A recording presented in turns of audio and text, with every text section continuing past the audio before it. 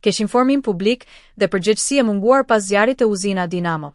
Sot ishim në teren të tregu i të përdorurave pranë uzina Dinamo, aty ku pak ditë më parë u raportua për një zjarr shkatërues që, sipas njoftimeve fillestare, kishte djegur tregun e rrobave të përdorura. Realiteti që konstatuam është ndryshe dhe alarmant në dy plane, kesh informimi publik dhe mungesa e përgjegjësisë fiskale. Faktet në terren. Tregu i të përdorurave në krahun e djathtë sapo hyn nuk ka pësuar asnjë dëmtim, asnjë shenjë zjarri, asnjë strukturë e djegur. I gjithë shkatërimi është përqendruar te tregu industrial, i cili rezulton i shkrumbuar plotësisht. Pyetja e parë, pse u kesh informua publiku? Kur një ngjarje raportohet gabim, nuk kemi të bëjmë me një lapsus të pafajshëm.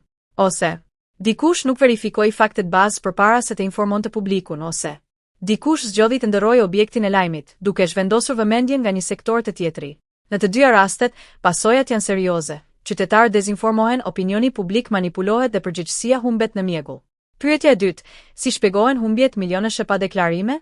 Pas zjarrit, u dëgjuan shifra që flisnin për mallra deri në 1 milion euro të shkatëruara. Këtu lind problemi thelbësor. Si mund të pretendohet dëm milionesh, kur për këto mallra nuk ka deklarime fiskale? Pa fatura, pa inventar të regjistruar, pa sigurime, pra jashtë çdo sistemi ligjor.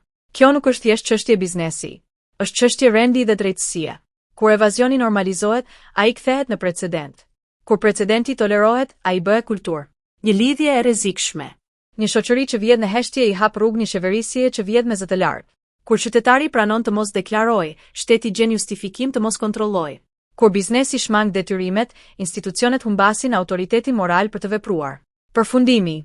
Zjarri te uzina Dinamo nuk do gjej vetëm një treg industrial. Ai nxori në pah një kesh informim të qëllimshëm ose të papërgjegjshëm. Një ekonomi paralele që kërkon dëmshpërblim pa llogaridhënie. Dhe një marrëveshje të heshtur mes shkelsve dhe mosveprimit institucional.